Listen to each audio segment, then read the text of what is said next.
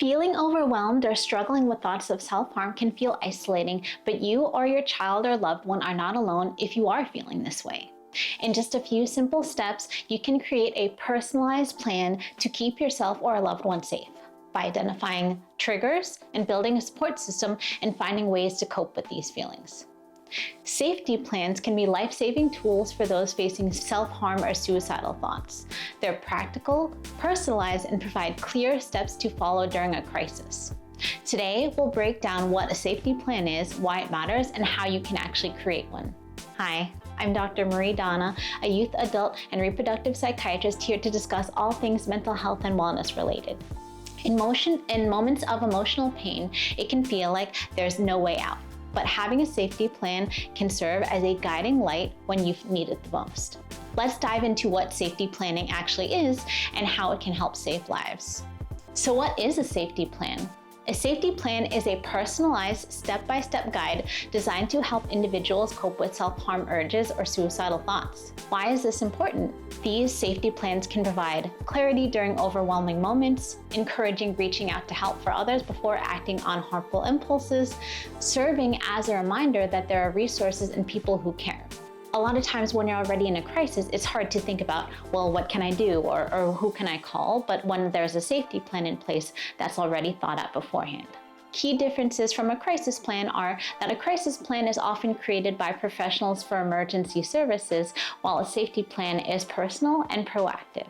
And this is typically can be done on an outpatient basis. So when should you create a safety plan? The ideal timing is during a calm moment, ideally with the help of a trusted professional such as a psychiatrist or therapist, a family member, or a friend. And who can benefit from a safety plan? Anyone with a history of self-harm or suicidal thoughts. Those struggling with mental health conditions such as depression, bipolar disorder, or PTSD. Well, what are the actual components of an effective safety plan? Step 1 is 1. Recognizing the warning signs. The purpose of this is to help identify when you might be at risk of self-harm or suicide. This can encompass feeling hopeless, agitated, or overwhelmed, a sudden withdrawal from loved ones, increased use of substances like alcohol or drugs, experiencing frequent crying spells, or insomnia. And step 2 would be identifying internal coping strategies. So the purpose of this would be that it actually provides actions that you can take on your own to calm or distract yourself. Examples would be deep breathing exercises or mindfulness techniques, journaling your thoughts or feelings, or watching a favorite TV show or listening to calming music. If you want additional tips on how to breathe or different coping techniques, I have additional videos that you can see linked below. Step 3, finding external distractions. The purpose of this would be to engage you with your environment to reduce immediate distress. Examples of this would be going for a walk or spending time outdoors, visiting a friend or loved one, playing with a pet, or engaging in a hobby. Step 4 would be reaching out to supportive people. The purpose of this would be to encourage connection and remind you that you're not alone. Examples of this would be contacting trusted friends, family members, or mentors, contacting a therapist, counselor, or psychiatrist, contacting hotlines or crisis text services, and you can see some resources listed below for hotlines and crisis text services. Step 5 would be contacting professional resources. The purpose of this would ensure that you have access to professional help during severe crises. Examples would be calling the National Suicide Prevention Lifeline 1-800-273-TALK or 988, a crisis text line you can text home to 741-741, or local emergency room or psychiatric services. Step 6 would be removing potential means of self-harm. The purpose of this would be to limit access to items that could be used to self-harm or attempt suicide.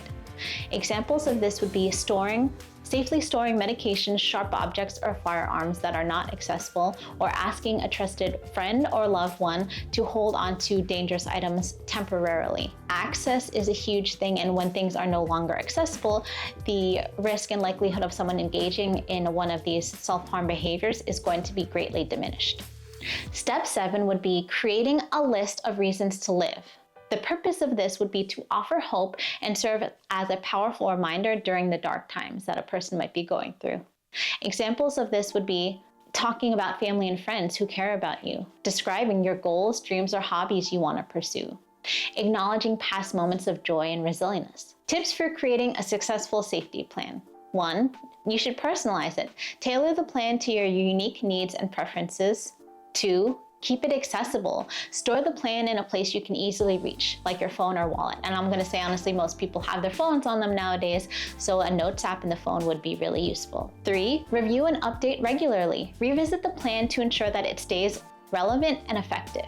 4, involve trusted people. Share your plan with someone who can support you during a crisis. Remember, seeking help is a sign of strength, and a safety plan is not a replacement for therapy or professional treatment, but is a complement to it. A safety plan can be a lifeline, offering hope and clarity during moments of emotional pain. So this is where I think that having safety plans can be helpful or beneficial, but again, if you feel like you are doing this on your own, if you are doing this with just a trusted friend or a loved one, there's nothing wrong with seeking professional help or advice to help you with safety planning. If you thought this information was helpful, I encourage you to explore my other videos for more insights into mental health and coping strategies. Let me know in the comments what topics you'd like me to cover next. We're in this together, and there's always hope. Take care. This is Dr. Donna.